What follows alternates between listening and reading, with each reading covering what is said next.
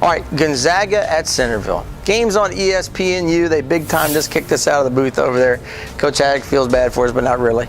And I don't blame him. I'm happy for him. I'm excited. What a great opportunity for our teams here. How many years have we said? Tired of watching the beach teams on ESPN. Number one, they get throttled. Number two, we've got teams that are just as good, if not better. So let's put Centreville out there, who's ranked number 5 in the country, I believe, in the USA Today, maybe even up as high as 4. And they're taking Gonzaga on, which is a top, tier program, 7 D1 commits. New coach, though, Bruce. That's a little tidbit you may not know. New coach. Coach Brady left and went to a different school right after this was developed between he and Coach Haddock. So that could be a factor here in this game. I'm curious on what you think is going to happen. If you happen to watch that Oscar Smith Booker T. Washington game last week or the week before, Andy's right. At that point, Centreville was ranked number 5 in the country. Watch that, number 5. How many hands does it take to put that up? 1. Number 5, number 5, number 5, number 5. I'm taking Centreville at home. Centreville may very well be better than last year. If you remember, we talked about this team 2 years ago when they were young and watched the role that they could get on. They are basically intact. I like Centreville in this game. You know why? Because of the big stage, because of the coach in Coach Haddock. He is going to keep them grounded and under control. I was at that state championship game last year when they took apart Oscar Smith. You don't take apart Oscar Smith like that. And they stayed under control, excited, yes, but grounded throughout the game.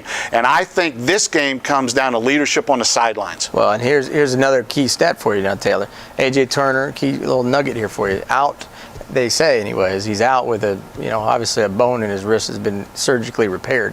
That changes a little bit of the opportunity for Centreville, but Taylor Booth and crew ready to take over. Your thoughts on that, though? I mean, this is the best football player in the state of Virginia who's not playing. Well, and you said it already. Taylor Booth is a guy that we saw plenty of last year, can make football players. I mean, he's a football player. If A.J. Turner was not there, we'd be talking about Taylor Booth being one of the best running backs in the area. Right. So he's someone who can very easily fill those shoes. Maybe not quite as well because A.J. Turner is in a class all to himself. But I really do think Taylor Booth is a guy where you can put him in the game and he can really still be effective and get you the plays that you need to win football games. Taylor Booth is that guy. And in all honesty, he's kind of more of a bruiser running back to begin with, so you can get it to him between the tackles a lot more than you could A.J. Turner trying to break outside the hash marks and just get downfield. I think that Centreville is going to be just fine. This is not just a case of, hey, you're the best until someone proves otherwise. This is a case of they really are the best, and I don't know that someone else can prove otherwise until they get to maybe the state finals and get a rematch or something down the road. I just don't see anyone from the D.C. metropolitan area that is better than Centreville right now or has a better coaching staff. Well, I'm going to go ahead and say this. Gonzaga is going to get throttled by Centreville. I think this is going to be a 3-4 touchdown win for the Wildcats. They're just too strong in every which way. And I'm telling you right now, don't at all sleep on Joe Ferrick, the quarterback. He can really throw the football.